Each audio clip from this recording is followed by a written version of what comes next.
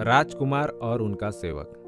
छन्न को भी कंथक के साथ वापस लौट जाना चाहिए था, लेकिन उसने वापस जाना अस्वीकार किया। उसने आग्रह किया कि कंथक के लिए वह कम से कम अनोमा नदी के तट तक अवश्य साथ चलेगा। छन्न का यह आग्रह इतना अधिक था कि सिद्धार्थ गौतम को उसकी बात माननी पड़ी। अंत में वे अनोमा नदी के तट पर पहुंचे। तब छन्न को संबोधित करके सिद्धार्थ बोला, मित्र, इस प्रकार यहाँ तक साथ साथ आने से मेरे प्रति तुम्हारा स्नेह प्रमाणित हो गया। तुम्हारी भक्ति ने मेरे हृदय को सर्वथा जीत लिया है। तुम्हारा मेरे प्रति जो भाव है उससे मैं बहुत प्रसन्न हूँ। खेद है कि मैं इस समय ऐसी स्थिति में हूँ कि तुम्हारे लिए कुछ कर नहीं सकता। इससे उपकार की आशा हो उसके प्रति कौन अनुरक्त नहीं होगा।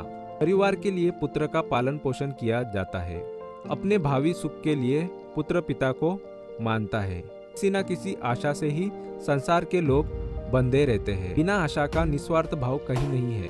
केवल एक तुम ही इसके अपवाद हो। इस घोड़े को लो और वापस हो जाओ। राजा के स्नेह में अभी किसी तरह की कमी नहीं आई होगी। उसे किसी न किसी तरह इस दुख को सह लेने में सहायता करनी होगी।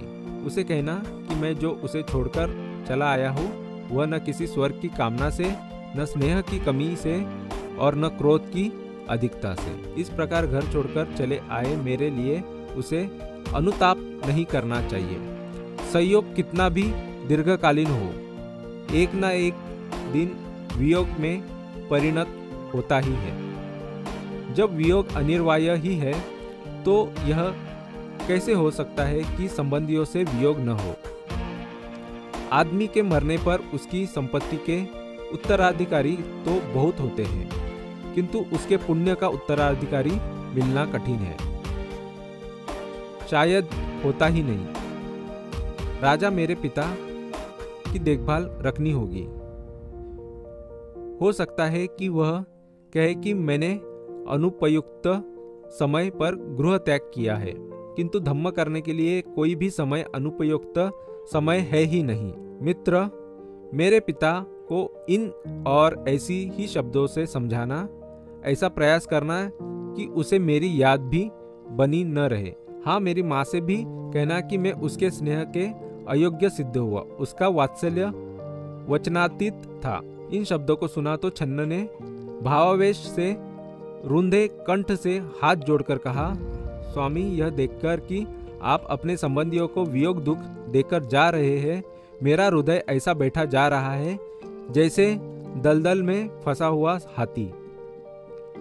आपका ऐसा निर्णय किसकी आंखों से अश्रुधारा न बहाएगा, चाहे उसका हृदय लोह निर्मित भी क्यों न हो। स्नेह सिक्त हृदय का तो कहना ही क्या, कहाँ तो यह प्रसाद में ही रहने योग्य कोमलाडग और कहाँ वह तीक्ष्ण कुशाग्रास से ढकी हुई पृथ्वी। हे कुमार, आपका ऐसा निर्णय जानकर मैं अब कपिलवस्तु के लोगों के लिए दुखदायक इस कंथक घोड़े को वापस कैसे ले जा सकता हूँ। निश्चय से आप इस स्नेह सिक्त वृद्ध राजा को ऐसे ही छोड़कर नहीं जाएंगे जैसे कोई नास्तिक सद्धर्म को।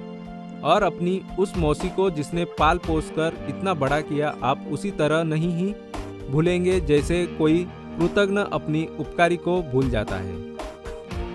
और अपनी उस भार्या को तो आप छोड़ेंगे ही नहीं, जो गुणवती है, जो श्रेष्ठ कुलोत्पन्न है, जो पतिव्रता है और जो एक बालक की माँ है। और हे धर्म तथा यश की सर्वाधिक चिंता करने वाले, आप यशोधरा के उस पुत्र को तो उसी प्रकार छोड़ेंगे ही नहीं जैसे कोई जुआरी अपने यश छोड़ देता है।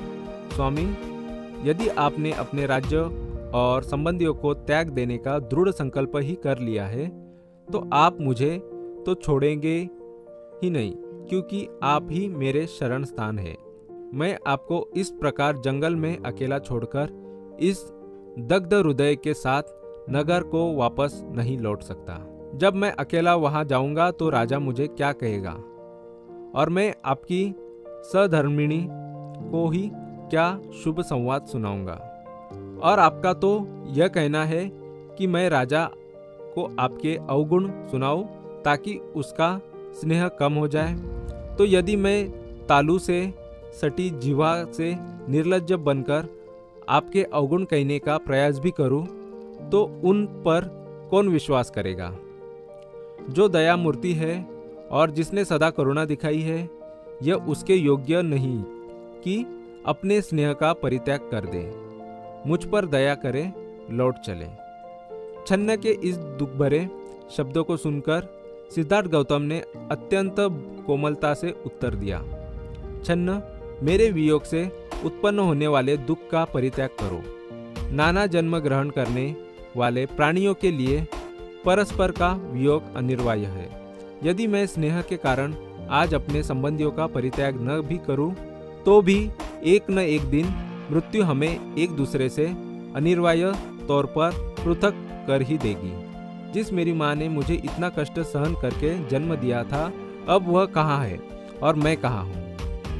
जैसे पक्षी अपने विश्राम वृक्ष पर इकट्ठे होते हैं किंतु फिर नाना दिशाओं में उड़ जाते हैं, यही प्राणियों की दशा है। उनका भी वियोग अवश्यंभावी है।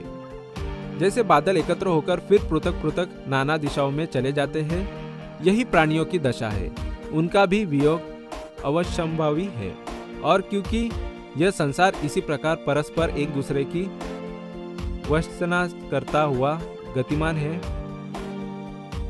इसलिए संयोग के समय किसी भी चीज को अपना समझ बैठना भयावह है। क्योंकि यह ऐसा ही है, इसलिए मित्र शोक मत करो, वापस लौट जाओ। यदि मन नहीं ही माने तो जाकर फिर वापस चले आना।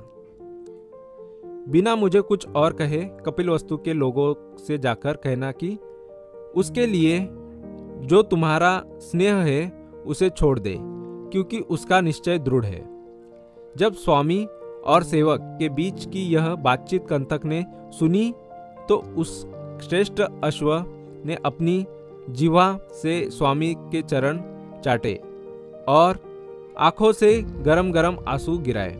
उस हाथ से जिसकी अंगुलियां जुड़ी हुई थी, उस हाथ से जिसमें मंगल स्वस्ति अंकित था, उस हाथ से जिसकी हथेली अंदर को थी, गौतम ने उसे थपथपाया और एक मित्र की तरह संबोधित करके कहा, कंथक, सहन कर, अश्रु मत बहा, तेरा परिश्रम शीघ्र ही सफल होगा।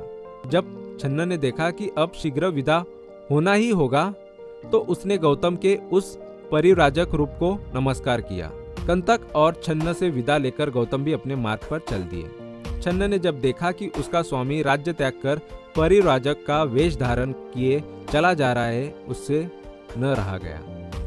वह अपने हाथ उठाकर जोर से चिल्लाया और जमीन पर गिर पड़ा। जब उसने पीछे मुड़कर देखा, वह एक बार फिर जोर से चिल्लाया।